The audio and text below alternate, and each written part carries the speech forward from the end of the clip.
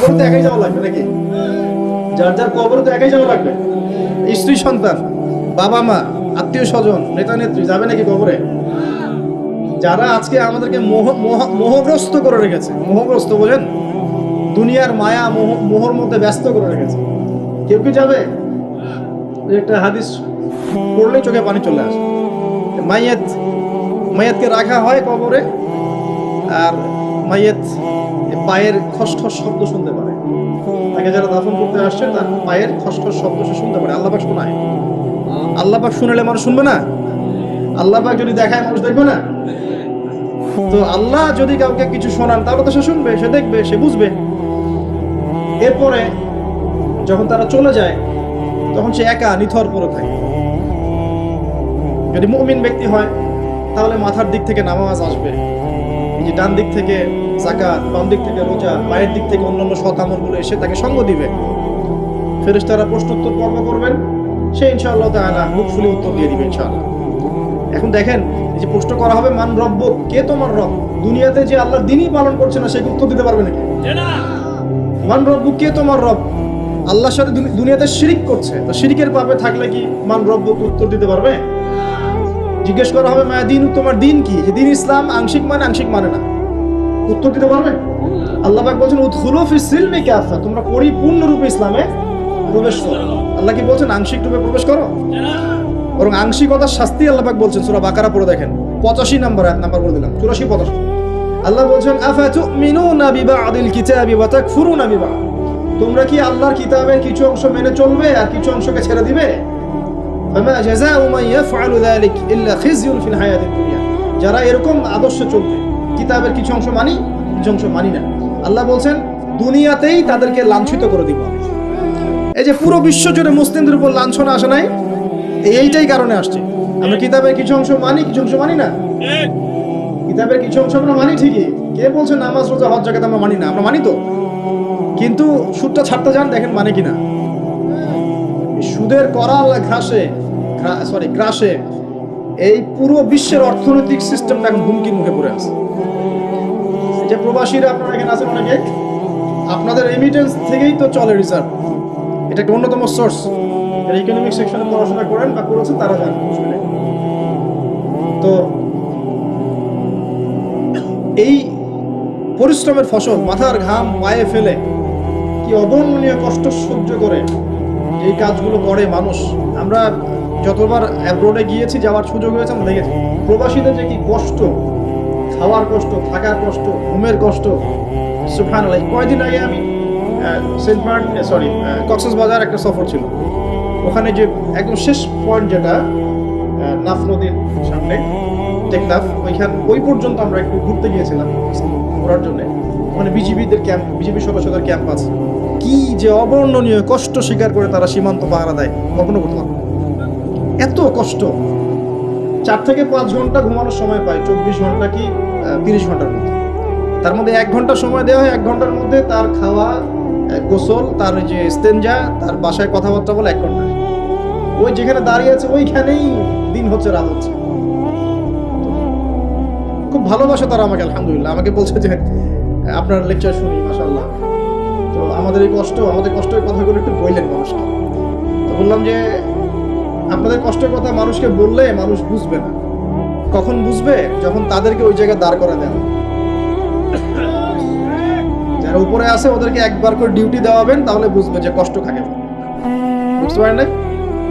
সেনাবাহিনীর সদস্যদের যে কষ্ট, এগুলো আপনারা বুঝবেন না। পুলিশ প্রশাসনের ভাইরা আছে না, যে কষ্ট করে, এই কষ্টগুলো মানুষ আসলে কি জন্য করছে? আমরা উত্তর কি? যদি এই কষ্টের উদ্দেশ্য হয় শুধুই দুনিয়া, তাহলে এই কষ্ট দুনিয়াতেই শেষ হয়ে যাবে। আর যদি এই কষ্টের পরকাল, যে আমি এর সাথে দিনের স্বার্থ জড়িত থাকে, প্রত্যেকটা সেকেন্ডে আপনি নাকি পাবেন ইনশাআল্লাহ। একটা হাদিস এসেছিল, ওনাদেরকে শোনাইছে হাদিসটা, যে একটা হাদিস এসেছে যে মুসলিম রাষ্ট্রের সীমান্ত পাহারা দেওয়ার জন্য যারা এভাবে বিনিদ্র রজনী কাটায়, তারা এই যে তাহাজ্জুদ গোজার, সাওম পালনকারীদের সমান নেকি পায়। ওই অবস্থা যদি ইন্তেকাল হয়ে যায়, শহীদ হয়ে যাবে ইনশাআল্লাহ। তো দেখেন ভাই, এই যে পরিপূর্ণ জীবন ব্যবস্থার কথা বলছি, প্রবাসীদের কথা থেকে এখানে আসছিলাম, যে তাদের যে কষ্ট, আমরা দোয়া করি যে আল্লাহ পাক তাদের যেন কষ্টগুলো লাঘব করে দেন এবং তাদের পরিবারগুলোকে আল্লাহ পাক যেন ইসলামিক পরিবারগুলো কবুল করেন। অনেক সময় দেখা যায় যে প্রবাসের স্বামী এদিকে বাসায় স্ত্রী পরকীয়া করতেছে, দেখেন নাই কত ঘটনা এরকম ঘটতেছে। এরকম নিমক খারাপ মহিলাদের সাথে সংসার করবেন না, সুন্দর মতো বসবেন, বসে সেপারেট করে দিবেন। এসব নিয়ে চলার কোনো মানে হয় না। আপনি প্রবাসে গিয়ে মাথার ঘাম পায়ে ফেলে রেমিটেন্স পাঠান, টাকা পাঠান, আপনার টাকা দিয়ে পরিবার চলে, সমাজ কল্যাণমূলক কাজ হয়, দেশের জিডিপি বাড়ে, রিজার্ভ বাড়ে। আপনার পরিবারের বউ এসে এই কাজ করবে, শান্তভাবে বসে চুপচাপ ছেড়ে দিন, দরকার নেই। দুনিয়াতে একটা শিক্ষা নিয়েছি, দুনিয়ার শিক্ষা হচ্ছে দুষ্ট গরুর চেয়ে শূন্য গোল অনেক ভালো। দুষ্ট গরুর চাইতে শূন্য গোল অনেক ভালো। আর মানুষ যখন আল্লাহকে পেয়ে যায়, হ্যাঁ, মানুষ যখন আল্লাহকে পেয়ে যায় তখন সে দুনিয়ার আসল বাস্তবতা বুঝতে পারে, দুনিয়া কি জিনিস। আলী রাদিয়াল্লাহু আনহুর একটা বই পড়ছিলাম, ওনার যে মানে দর্শনগুলা, ওনার যে চিন্তা ভাবনাগুলো, ওনার কিছু লেখা ছিল, কিন্তু এগুলো সব জায়গায় আসে নাই। এই বইগুলো সবাই পায় না, কিন্তু রেয়ার বই। তো ওখানে দুনিয়ার এক্সাম্পল দিচ্ছেন উনি বলছেন দুনিয়া এমন জায়গা যেখানে কেউ যদি ডুব দেয়, সমুদ্রে ডুব দেওয়ার মতো জাস্ট ডুব দেয়, তাহলে তার আমল, যত নেক আমল, সব আমল কমে আসবে। এটা কিন্তু বাস্তব। দুনিয়াতে ডুব দিবেন আপনি, দেখবেন আপনার নেক আমলগুলো কমে আসতেছে। তিনি বলছেন দুনিয়া হচ্ছে সাপের মতো। কেমন? সাপের মতো। ধরতে নাকি খুব সফট লাগে, ধরতে খুব, স্পর্শ করতে সফট মনে হয়, কিন্তু এর বিষ যদি একবার ঢুকে দেয় শরীরে আর কথাগুলোর গভীরতা অনেক। এক জায়গায় লিখছেন উনি যে আমি দুই শ্রেণীর মানুষকে নিয়ে খুব সমস্যায় আছি। এক শ্রেণী হচ্ছে যারা জাহেল আবেদ, মানে ইবাদত করে, অনেক ইবাদত করে কিন্তু জাহেল, জ্ঞান নাই কিন্তু ইবাদত করে, এদেরকে নিয়ে আমি খুব সমস্যা আছে। আর এক শ্রেণী হচ্ছে যারা ব্যক্তিত্বহীন আলেম, এদেরকে নিয়ে আমি সমস্যা আছে। আলেম কিন্তু কোনো ব্যক্তিত্ব নেই, এই জন্য মানুষ তার কাছে আসে না, দূরে সরে যায়। ব্যক্তিত্বহীনতার কারণে অনেক আলেম থেকে মানুষ দূরে সরে যায়, কিন্তু একজন আলেম যদি ব্যক্তিত্বশীল হয় মানুষ তার কাছে আসে। খেয়াল করে দেখবেন।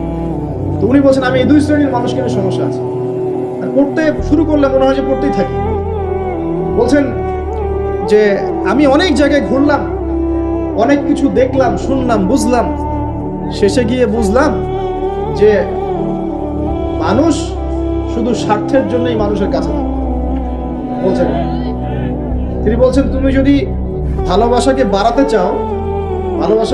চাও তাহলে মানুষের সাথে খুব বেশি মেলামেশা করতে চাও, একটু কম মেলামেশা করো, একটু দূরত্বে থাকো, তোমাকে মানুষ ভালোবাসবে। আর তুমি যদি খুব বেশি ডুব দাও না, তখন তোমার মূল্য আর ব্যক্তিত্ব নষ্ট হয়ে যাবে। এক একটা কথা কতগুলো বলে শেষ, অনেক আছে। এক পর্যায়ে তিনি ফাতিমা রাদিয়াল্লাহু আনহার যে ইন্তেকালকে নিয়েও দুটো লাইন লিখেছেন।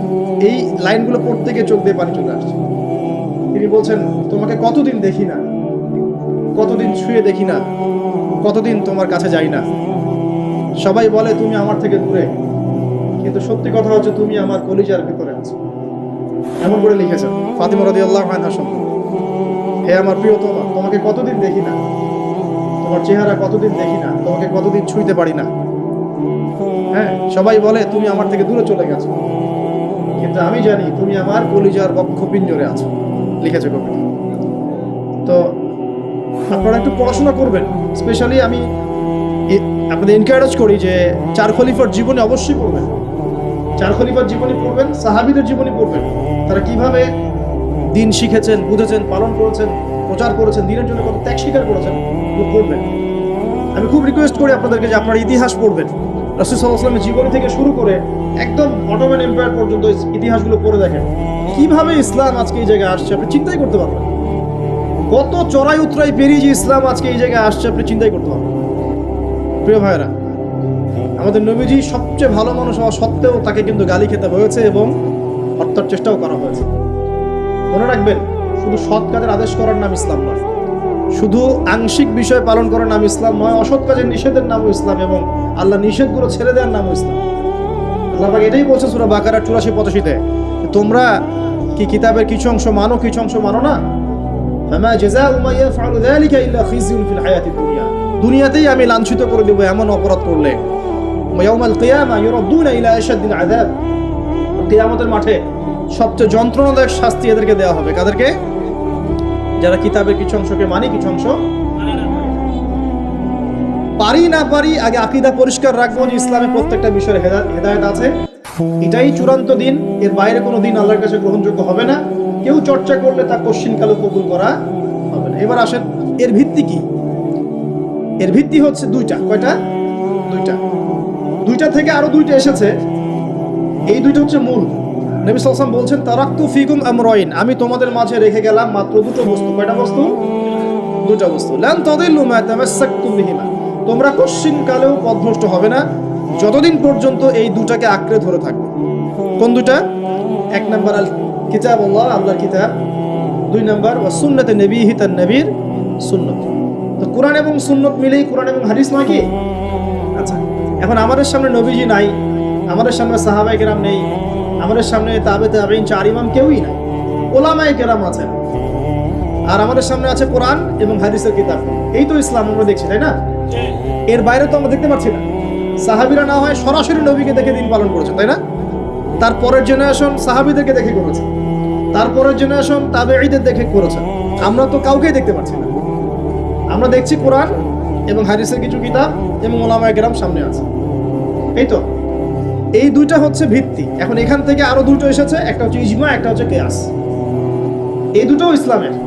অনেকে বলে ইজমা কিয়াস ইসলামে নাই, কোরআন সুন্নাহ এই দুটাই। ইজমা এবং কিয়াস গুরুত্বপূর্ণ, কারণ ইজমা, সাহাবীদের ইজমা, এটা একটা খুব গুরুত্বপূর্ণ জিনিস, এবং কিয়াস ছাড়া আপনি অনেক মাসআলা বের করতে পারবেন না। ইয়াবা শব্দ কোরআনে আছে না নাই? ইয়াবা নাম শুনেছেন? শুনেন নাই? না শুনলেই ভালো। তো এই শব্দটা কি কোরআনে আছে নাকি? নাই। কোরআনে মাদকের কথা আছে। কিসের কথা? মাদক। এখন কিয়াস দরকার নাই। এই যে একটা মাসআলা, একটা মূলনীতিকে কেন্দ্র করে আরেকটা মাসআলাকে বের করা, ইজতিহাদ করার যে মূলনীতিগুলো, এগুলো কিয়াস থেকে আসে। এটা কিয়াস। এটা ছাড়া আপনি অনেক মাসআলাই বের করতে পারবেন না সমসাময়িক। তো অবশ্যই কোরআন, সুন্নাহ, ইজমা, কিয়াস চারটাই লাগবে। এখন কথা হচ্ছে, এগুলো তো আর আমরা সরাসরি পালন করতে পারবো না। পারবো? বুঝাচ্ছি, একটু বোঝেন। মনে করেন সামনের দিনগুলোতে দেখবেন বিট কয়েন আসবে। কি কয়েন? হয়তো অলরেডি অনেক কান্ট্রিতে চলেও আসছে। এখানে কতদিন এটা লঞ্চ হবে আল্লাহ ভালো জানেন, কিন্তু বিট কয়েন মার্কেটে আসছে। এটাকে ক্রিপ্টোকারেন্সি বলে। কি বলে? পেপার মানি নিয়ে যে কথাগুলো বলেছিলাম, কিছু তো ফলেছে নাকি ভাই? কিছু তো ফলেছে। আচ্ছা, সামনে আরো ফলবে ইনশাআল্লাহ। সাস্টেইনেবল অ্যাসেট যেগুলো আছে, সেখানে সম্পদ ইনভেস্ট করেন। আপনার জমি জমা থাকলে চাষবাস করা শুরু করেন। সাস্টেইনেবল অ্যাসেট যেগুলো, সেগুলোতে ফোকাস করেন। এমন কোনো জায়গায় অনেক বেশি সম্পদ ইনভেস্ট করে দিয়েন না যেটা পরে আপনার মানে পথে বসার কারণ না হয়ে যায়। তো ক্রিপ্টোকারেন্সি মনে করেন চলে আসছে, এখন আপনি বোঝেন না ক্রিপ্টোকারেন্সি কি জিনিস, সেটা হালাল না হারাম, এটা জায়েজ না জায়েজ, এগুলো মাসালা কি সবাই জানে? জানে কি? এটার জন্য কোরআন সুন্নাহর জ্ঞান লাগবে, ইকোনমিক্সের জ্ঞান লাগবে না, পড়াশোনা লাগবে। এখন সরাসরি কোরআন এবং হাদিসের বইগুলো চর্চা করে আপনি কি এর সমাধান বের করতে পারবেন কি না? পারবেন? আপনার কি সেই জ্ঞান আছে, যোগ্যতা আছে? সেই যোগ্যতা কি সবার আছে? অল্প কিছু মানুষের থাকতে পারে, যারা ওলামায়ে কেরাম, তাদের এই যোগ্যতা। তাদের মধ্যেও হয়তো কিছু মানুষের নাও থাকতে পারে না, কিন্তু বরেণ্য ওলামায়ে কেরাম যারা, তাদের মাঝে এগুলো থাকবে।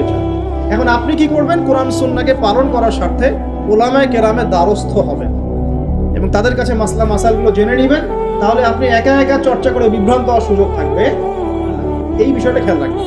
এখন নতুন কিছু ফিতনা আসছে, যে কিছু মানুষ, সবাই না, অল্প কিছু মানুষ কোরআন সুন্নাহ নিজে নিজে পড়াশোনা করেই সব কিছু সমাধান বের করতে চাচ্ছে। এটা ঠিক না। সব কিছুর সমাধান বের করতে হলে মুস্তাহিদ হতে হবে, আর সবাই মুস্তাহিদ হতে পারবে না। সবাই কি আবু হানিফা রাহিমাহুল্লাহ হতে পারবে নাকি? সবাই কি ইমাম শাফিঈ হবে নাকি? সবাই কি আহমদ বিন হাম্বল হতে পারবে?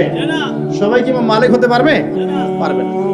অতএব জ্ঞান চর্চার স্বার্থে, দিন পালনের স্বার্থেই ওলামায়ে কেরামের দ্বারস্থ হতে হবে, হকপন্থী ওলামায়ে কেরাম। এমন ওলামায়ে কেরামের কাছে আবার যায় না যার সকালে চা খাওয়ার সময় একটা ফতোয়া থাকে, বিকেলবেলা একটা মাইর খায়, রাত্রে ফতোয়া আবার উঠে যায়। এই জায়গায় আবার তাহলে সমস্যা। ঠিক আছে? তো আল্লাহ পাক আমাদের বরেণ্য ওলামায়ে কেরামদেরকে হেফাজত করুন, দোয়া করি, এবং তাদের নেক হায়াতে বরকত দান করুন। তাদের মাধ্যমে দিনের আরো বড় বড় খেদমত আঞ্জাম দেওয়ার তৌফিক আল্লাহ পাক দান করুন।